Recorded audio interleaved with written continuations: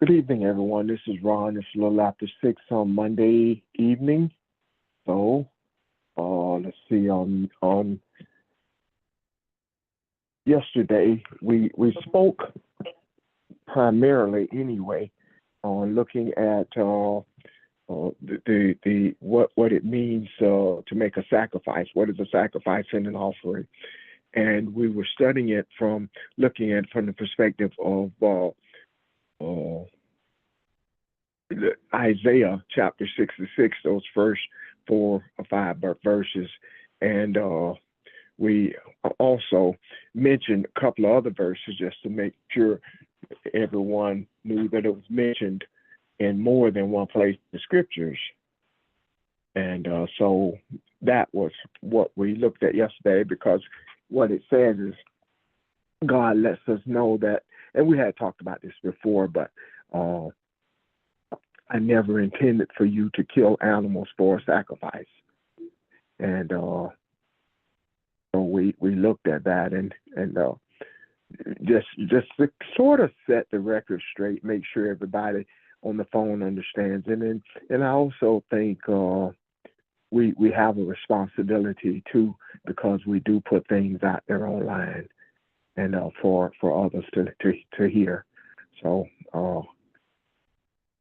the discussions at least give someone a reference point of where to start if they agree or disagree. Something to look at. And so that's where we were yesterday. Here's the comments about what we discussed or anything that you may have. Ron, I got a question. Okay. How you doing today? Doing good. Good. It was a discussion yesterday with a lady, and I think we had talked about this one time before, about said sometime a person died before their time. And I asked her, how do you know a person died before their time? And she went on to say that the reason for it, like somebody being in a car wreck, they died before their time. And I told her that wasn't answering the question. And I told her she left everybody hanging. So I wanted to know, what were your thoughts on that again? I remember Reverend Richards was talking about it once before.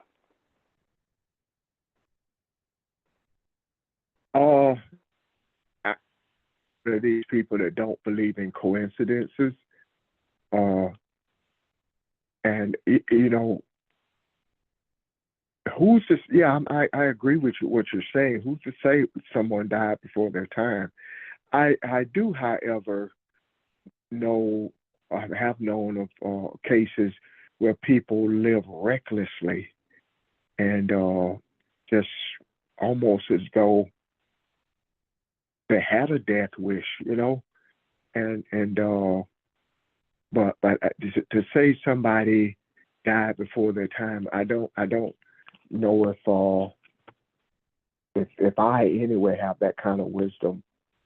What did Pastor say about it? Because I don't remember the discussion. We've probably did talk about it. I just don't remember. Oh gosh, it's been a minute, so I couldn't tell you. Okay. I don't know what I said about it exactly. However, okay, I do not believe that you can die before your time, because we cannot believe that the universe directs everything that happens, or we believe that there is in existence a God, a supreme being, a creator. And I do believe that things like accidents or babies dying at birth, I believe those are purposed. And especially when a baby dies at birth, it actually fosters loving kindness to flow in the earth from those who are affected by that death. And when you accidents happen, the reason I say I don't believe that you die before your time in an accident is because how many times have you, me, others have got ready to go someplace and we were late. And then when we were on our way, we saw an accident that had taken place 5 or 10 minutes before we got there. So I don't believe that. I do believe that there is divine purpose for everything that happens, and I can't believe that there's divine purpose for a Donald Trump being elected president, and not believe that there is a divine purpose when death takes place in that way. Because when we think about the reality that it is not what we think death is, we think death is the annihilation of life. We think that death is something that separates us from the person who left the body, and neither one of those are true. Death is simply earthly life leaving to be reinstated, lack of a better word, with be reintroduced to the place from which it came from the beginning. I hope that makes sense. I hope it's clear. However, if it's not, then someone will help me to clean it up. Or if you have a different understanding of it, please say so. Thank you. Well, the only thing I was going to add is the last thing you said. The question itself, and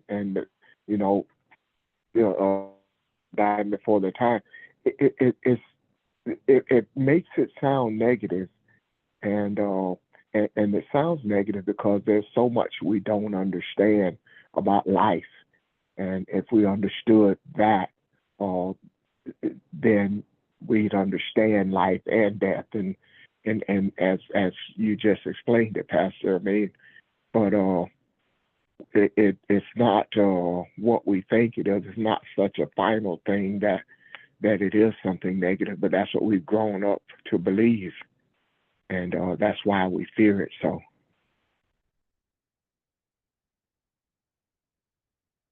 And I don't know if that helped any, but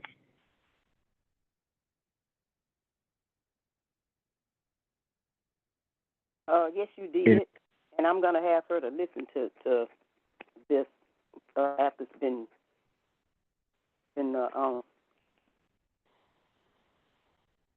okay.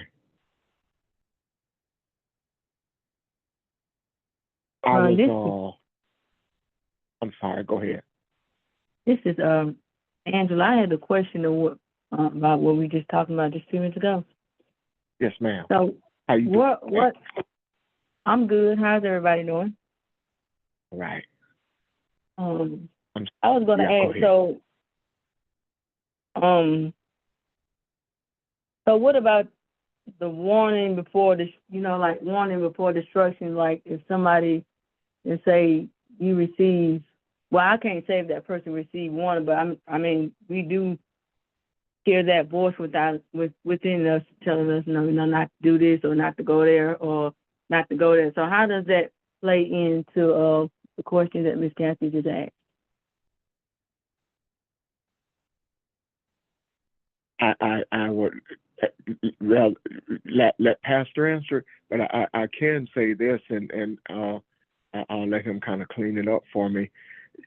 Angela, I think you're right on point that that voice speaks to us all the time, and we don't always hear it, or we've learned not to tune into it.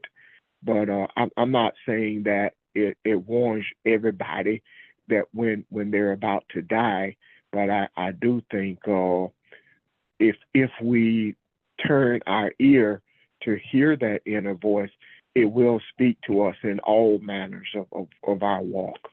So, Pastor, do you have any better insight into that?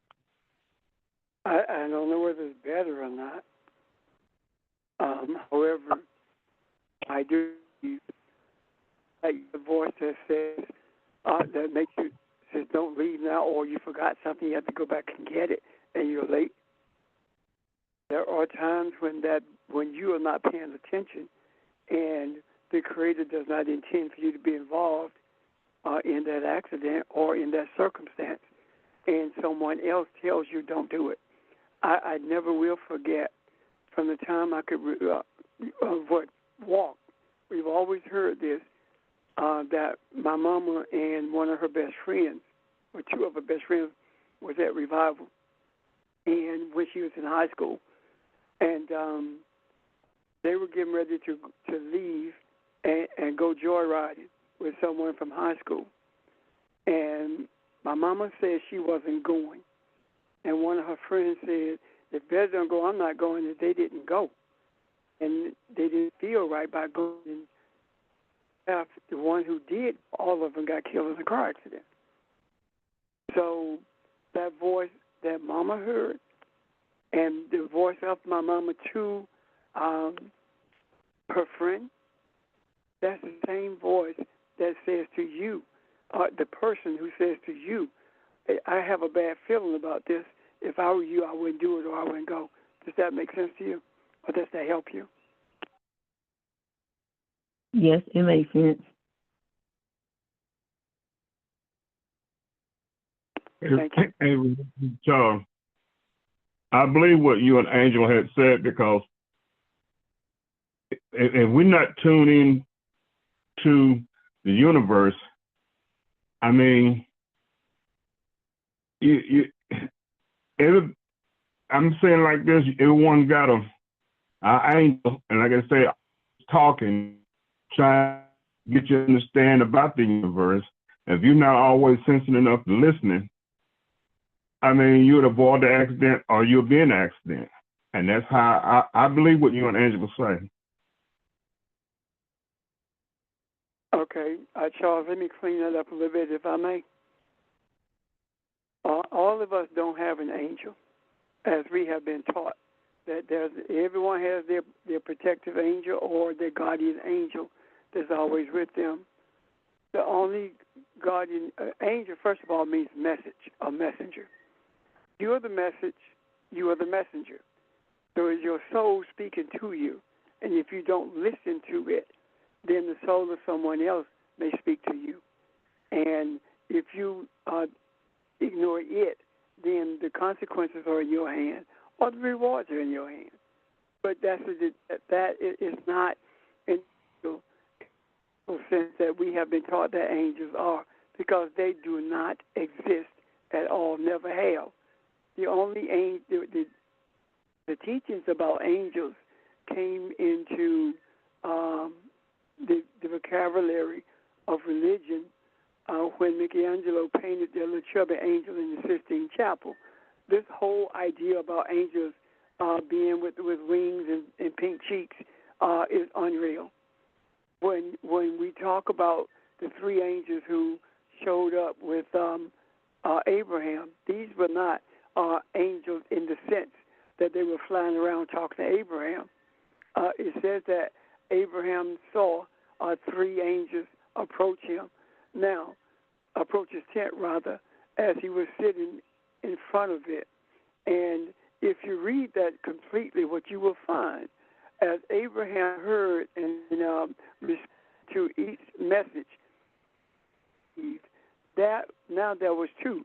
Then the next one there was one, which means that if that body does not exist, what Abraham was hearing was from the inside. Abraham was in contact with the universe itself, with the Creator. And the Creator was speaking to Abraham about what he wanted him to know. So it is no different now. And if we are waiting for an angel to stand over our shoulder and say, "I'm your guardian angel," and flap some wings, that's not going to happen. So thank you.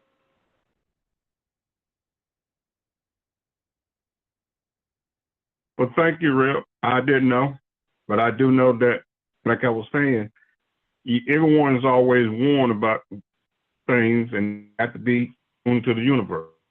Yeah. What's up, Charles? Because you don't know how many people that help who believe that there are really angels flying around, like we have been taught.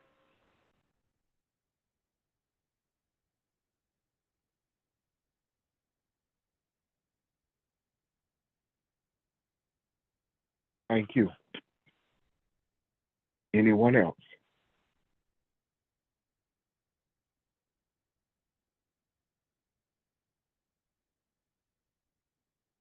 Okay. As I mentioned earlier on yesterday, we were talking about sacrifices and offerings, and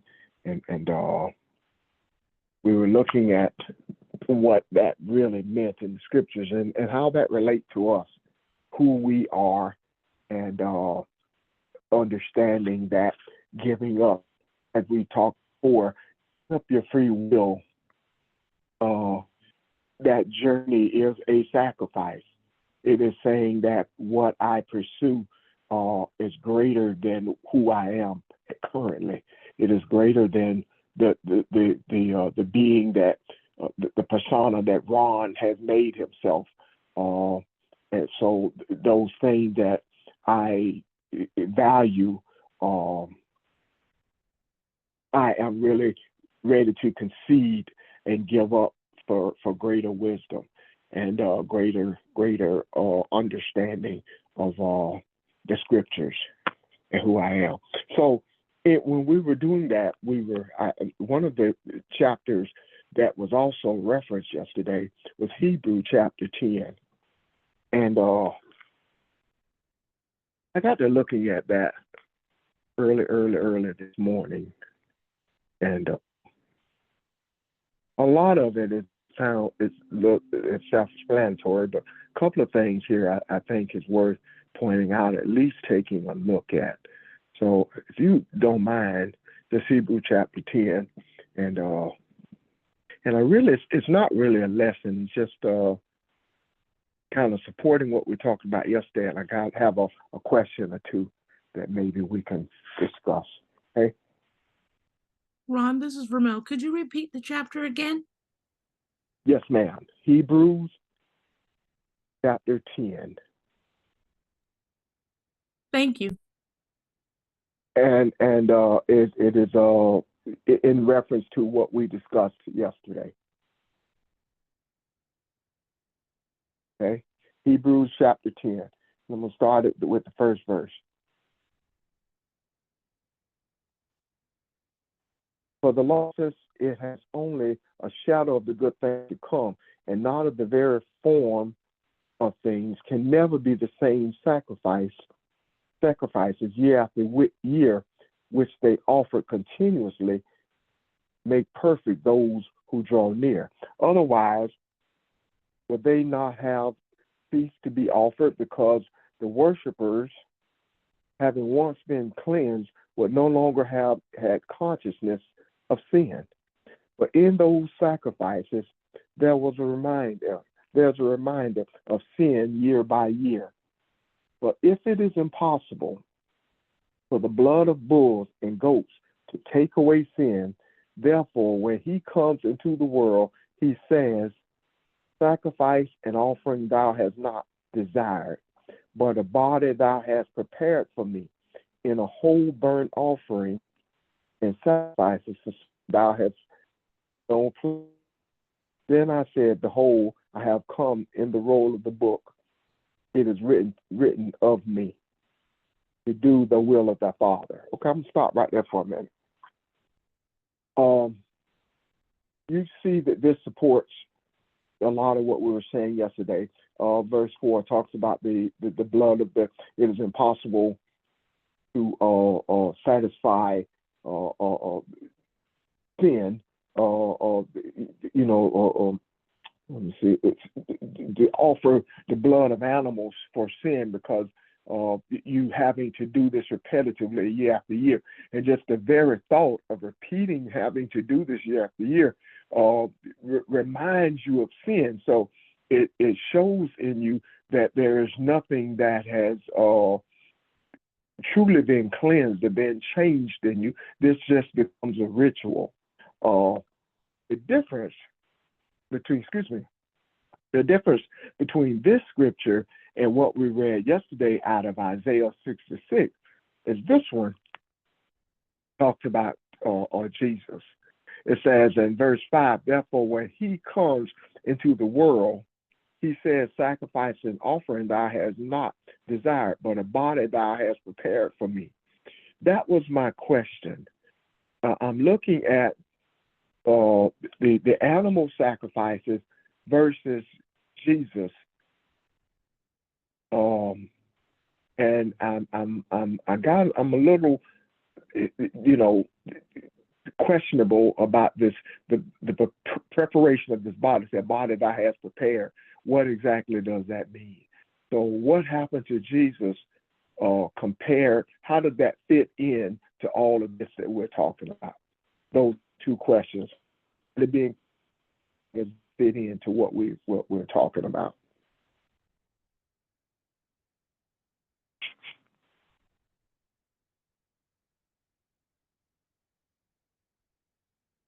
Well, Anyone? First of all, when it talks about his body prepared,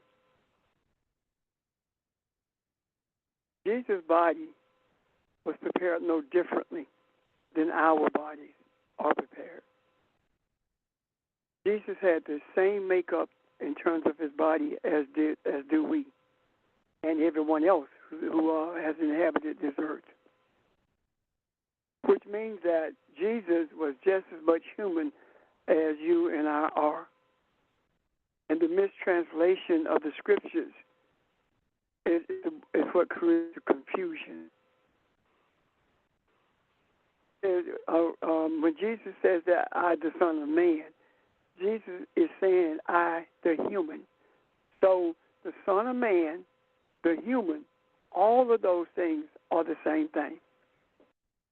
And if they are the same, then the same body that was prepared for Jesus to come into this earth, so was ours. Now, as far as Jesus being the sacrifice, that sacrifice is Jesus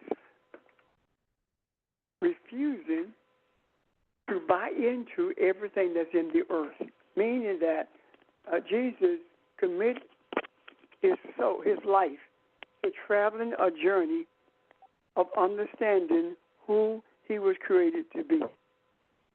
And it is no different than the same purpose. Jesus showed us how to do that. And if that is not true, then John 10, and I think it's 8 or 9 is not true. If you believe as I believe, not only will you do the things that I have done, but greater things than these ye shall do. And one of the things that he did, he became a sacrifice for the propitiation of sin, meaning that he became a sacrifice for the entanglements that men have. And that's where we are right now.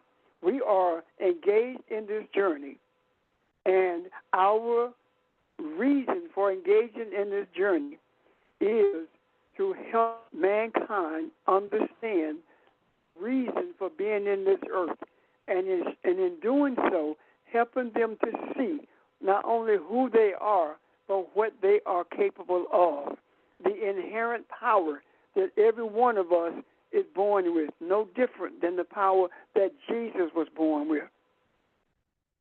If Jesus was 100% God and 100% man, then so are we. Because as Jesus was in body, so are we now. The idea of human sacrifice came into being because those who looked at the sacrifices did not understand or didn't even care to understand that if there is no freedom from sin and sacrifice a bull, there is no from sin in a man. The scripture does not give us the right to sacrifice a person. When we talk about Jesus being nailed to a cross, we must understand that we are talking about an allegory, a story that shows us how we are supposed to travel this journey in the earth. And Jesus dying on the cross, Jesus said, pick up your cross daily and follow me. All Jesus is saying is, your burdens will be with you daily. They are always there. And if you follow me, you will go to a place where your burdens will be relieved. And when your burdens are mean that they disappear. It means that they are no longer your burdens. You see them as opportunities rather than burdens. And if you look at when Jesus was resurrected after he laid his burdens down, when Jesus was resurrected, Jesus was doing the things that we are told and shown that we can do. Jesus was not the first person to be resurrected. Jesus resurrected Lazarus, allegory. So what's being said here is this. When we are resurrected, because right now we are dead. When I say we are dead, I'm talking about we are dead to the clear understanding as to who we are. We are dead to a clarity about the journey that we're traveling, the understanding of the wisdom that keeps us into this earth, the wisdom that has brought us to a place where we have committed ourselves to freeing humanity from this body, not simply by leaving the body, but closing the eyes and seeing with the eye. And when you learn to see with the eye, you are freeing yourself from the confines of this body. As long as your eyes guide your life, you are living in a grave, and your grave is that body. But when your eye when you're guided by your eye, you begin to live. You're resurrected into a spiritual being. And that resurrection into a spiritual being brings you to a place that was exemplified by Jesus when the writers talked about him being able to move through walls, him being able to be at one place and be in an instant. This is talking about the movement of the Spirit. This is talking about the power that's within us. However, we have been emptied of believing that power because we have been lied to for so long about what's in the Scripture. Did our parents lie to us? No, they didn't.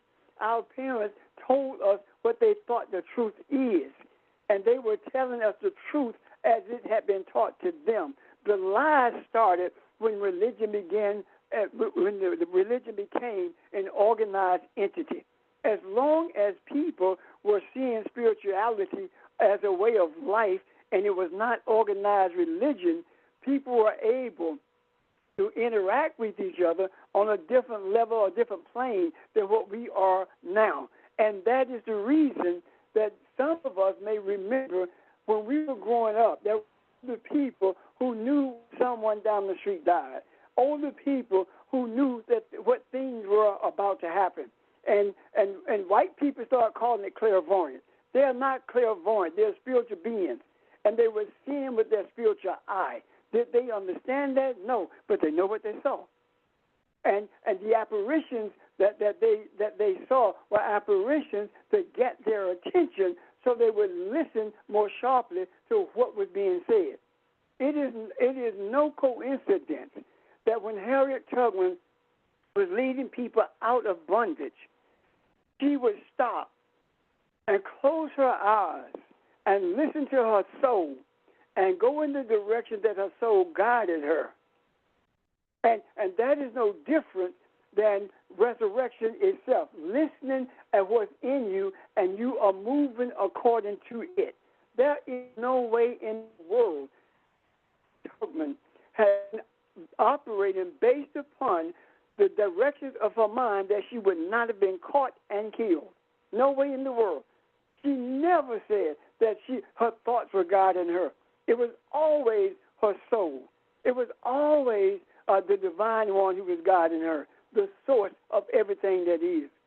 So when we talk about the preparation of a body, every one of our bodies were prepared. It took 9 months or sometimes earlier for all of us to be born. The point of the matter is everybody was prepared in the womb.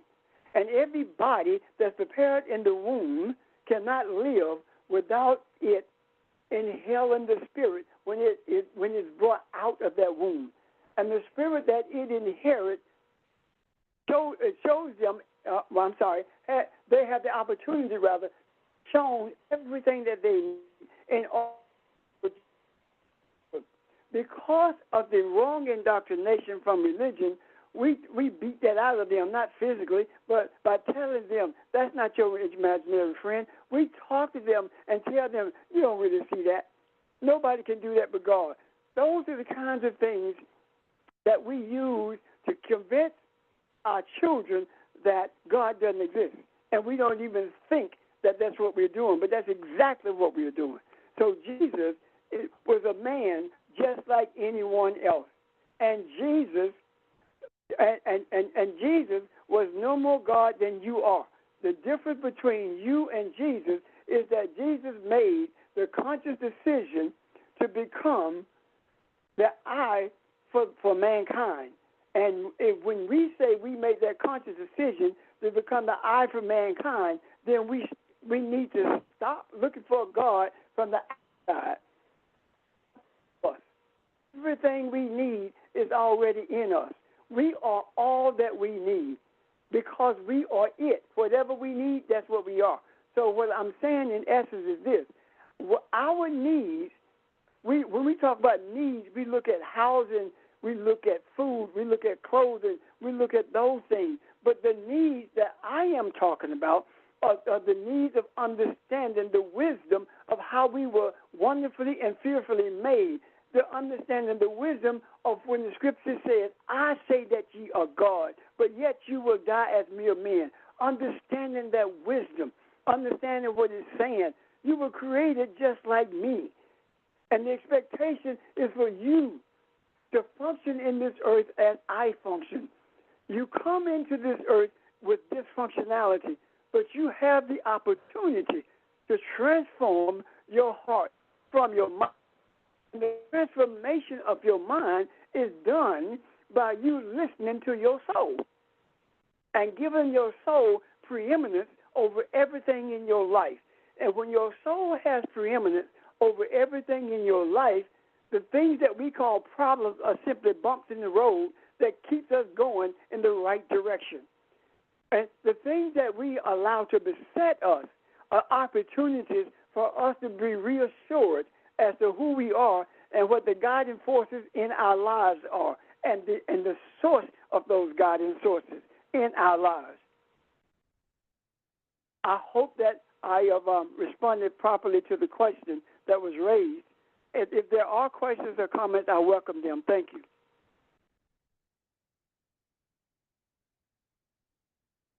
Thank you, Pastor.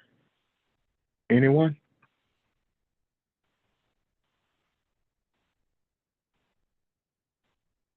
Good. I think I appreciate that because I think it tied in everything we said yesterday, and more. Just we are the sacrifices. We are the offering, and it is all. Thank you. Anyone else? Anything else to grab your attention then?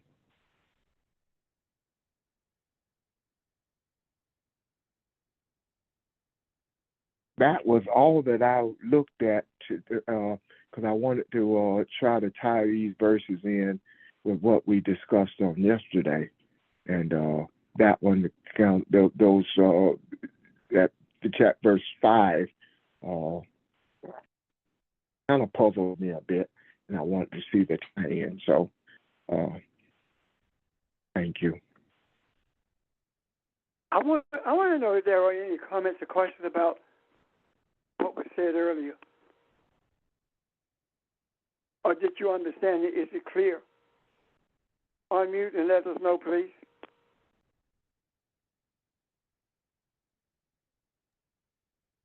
I'm trying to formulate the question that I want to ask to make sure I understand what we're talking about. Sacrifice is us, and our sacrifice is to the Creator, is to come to know who we are. Is that correct? Yes.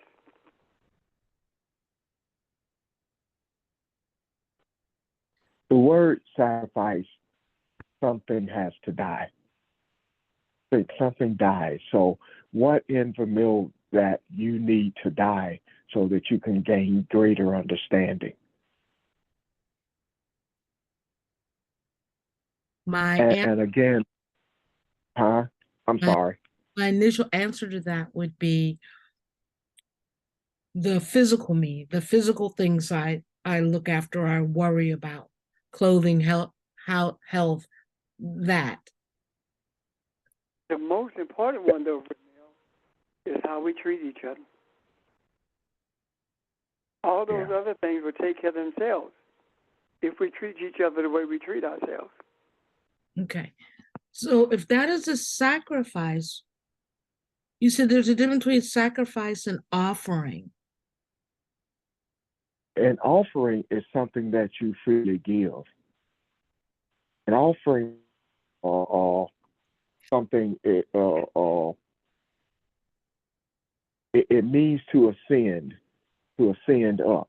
So you see someone needs a coat. You see someone needs a pick-me-up. All of those, when the example I gave was Cain and Abel.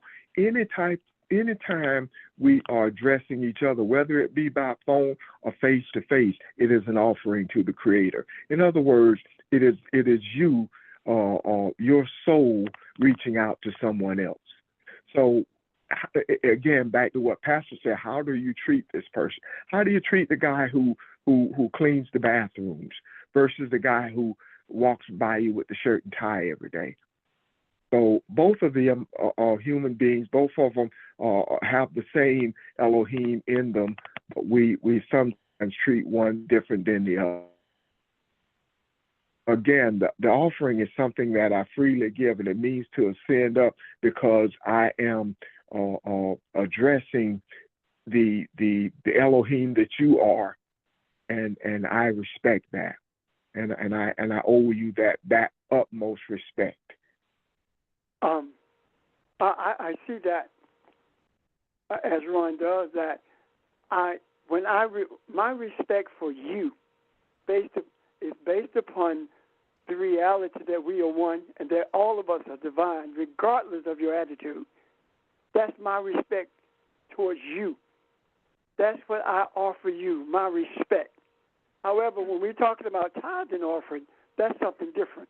It is what you choose to do, just like you choose to be respectful or disrespectful. However, both of those are going to be based on your attitude for offering them. Does that make sense? Yes. Now, a great example, I think, is something that we talked about. I believe it was yesterday. That when Moses led the people out of Egypt to make a sacrifice, there is no mention of what they sacrificed. The sacrifice was them. And in the wilderness, what took place?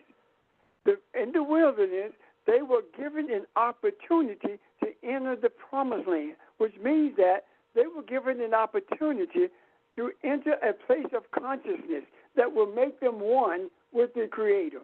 And they chose not to. They said that we can't conquer this. It's too much. Our issues, giants, we can't do this. And they died in their wilderness, meaning that they were not willing to sacrifice their attitudes of materialism, the attitude that came out of, that they brought out of Egypt, that kept them in cramped spaces, that kept them in a dark place, that kept them always questioning why me, that kept them in a place where people sometimes didn't want to be around them. Those attitudes they didn't want to get rid of. And when it talks about Joshua and Caleb going to the land, it's talking about it doesn't matter how small the number is that make that decision to embrace the land, the consciousness of promise. That will grow exponentially as they grow in their understanding and share what they understand and see with others. And others will begin to grow of attitude. It dies out because there is a desire in the subsequent attitude to bring about a difference in the earth. And we see that now. We talk about the younger people in this earth and how persistent they are in changing things and how they see everything as being one, how they respond to the universe without even being told that that's what they're supposed to do, not even being taught that, but they talk about being one with the universe. So that generation is dying in the wilderness that refuse to embrace the reality, the essence of being Elohim. I hope that helps you understand that, see clearly. Thank you. It helps me see much better. Thank you, Greg. Yes. Helps.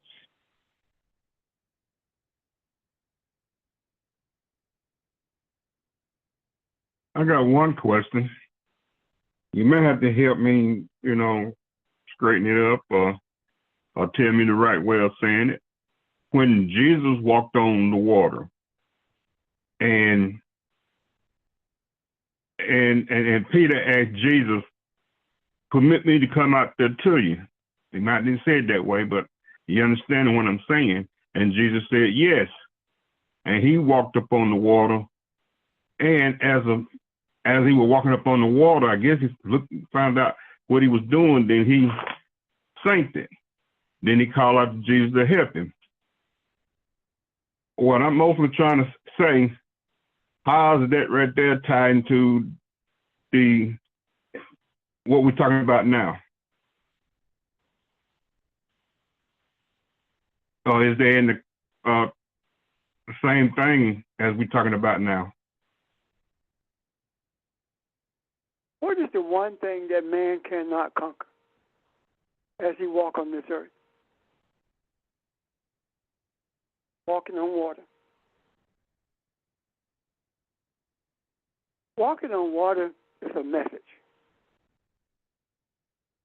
When you learn who you are and you are able to subdue everything that's adverse to you being spiritual, then you have conquered earth consciousness, meaning that you have risen above earth consciousness and you are capable of doing things and bringing things into being that you never thought you could before.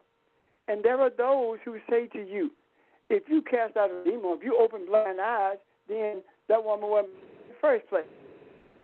See the woman whose eyes you open. Let me see the person who you say you saw a compound fracture be healed. I've never seen that before. And then you sink, meaning that you what happens is you get deeper and deeper engrossed in the consciousness of this earth and further away from releasing so that you can be a dominator in the earth, meaning that so that you can be not only mindful of the power that you are, but also mindful of how to utilize it for the benefit of humanity. And Peter's attitude was an attitude of arrogance, was an attitude that believed that physical confrontation conquered spiritual confrontation. And that is why he had that problem in the garden with the sword. So Peter was being shown the spiritual in the essence of your being is always puts you in a position to be elevated beyond what the eyes see and what the eyes tell you you are capable of. Does that make sense?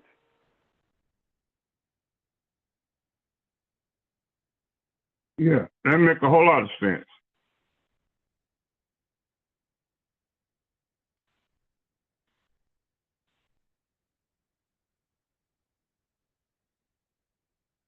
I don't want to take us too far off our subject here where we are, but I want to, Pastor, ask a question about the wilderness again with coming out of Egypt.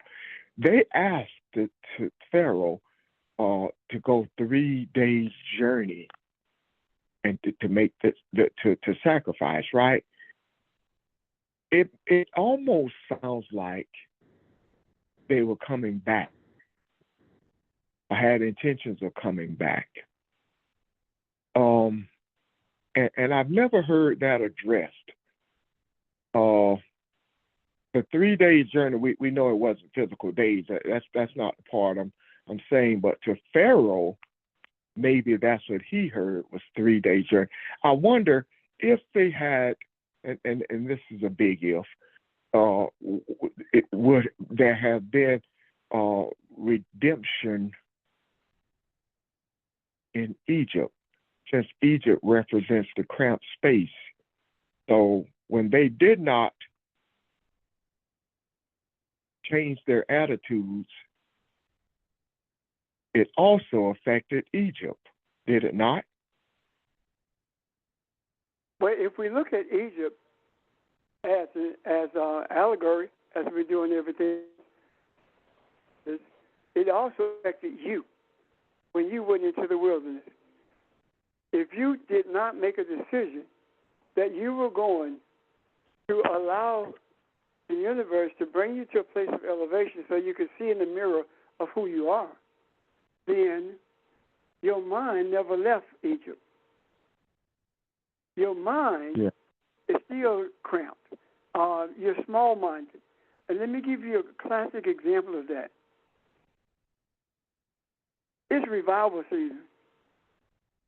And every revival you go to, I guarantee you, you can almost say the next sentence that's coming from the one who's preaching that revival, based on the scripture that they take.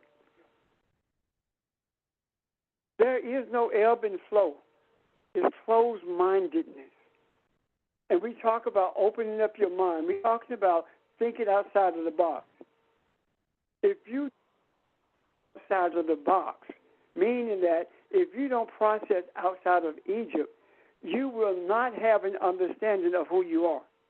So this idea of Egypt is talking about our small-mindedness or our mind being cramped into a space that it shouldn't be in. And the reason our mind stays in that space is because we allow our mind to run wild with us. We allow our mind to direct us through our eyes. We give no credence to our soul. And when we give credence to our soul, then we know that we can conquer the giants that we face. Regardless of the circumstance, the issue that we are facing, we know that we are capable of conquering it. And when it talks about the 3 days, it's speaking to the divinity of the journey. And if you are on a divine journey, you do not have to continue that journey. You do not have to look at yourself and find out who you are. You don't have to do that. You can choose to close your mind and die in the wilderness. Does that make sense, Ron? Yes. Yes, thank you. No, thank you. Well, I got another question when you said that. It's just like when Lot was leaving Sodom and Gomorrah, and you didn't supposed to look back, but his wife did, and she turned into a pillar of salt. So her mind was still in Sodom and Gomorrah, and she got stuck there. I explained that to me. We didn't say it a while ago.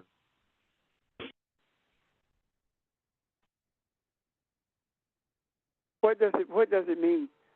That I have to look at. I'm going to tell you why. I understand that Sodom and Gomorrah was nothing about homosexuality at all. I understand that. However, the pillar of salt is what I need to look at, because I need to understand what that means, because it's both feminine and it's a pillar of salt, and salt preserves. So I want to know what that means. Also, Lot did not go to the place where the angels were taking him. He told them, I don't want to go there. I want to go to a different place. And they took him to that place. So what I'm saying in essence is that's a story that needs to be revisited in order for us, for me anyway, to address that in a meaningful way. Thank you. Okay, thank you.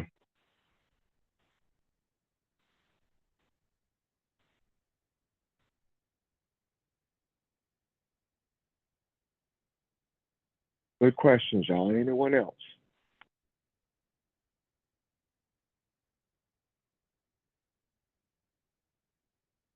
Okay.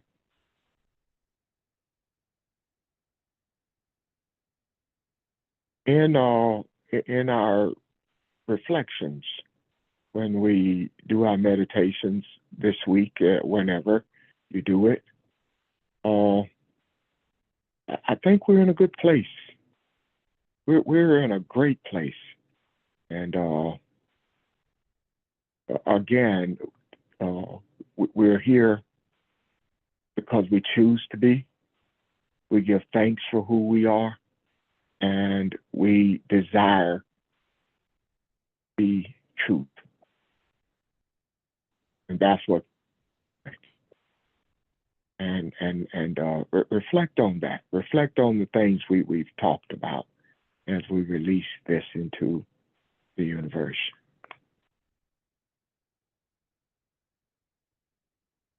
Good discussion. Thank you very much. It seemed like a good place to take a pause. We will reconvene next week. Keep your eyes and ears open, and if you see something, we'll talk about it, okay?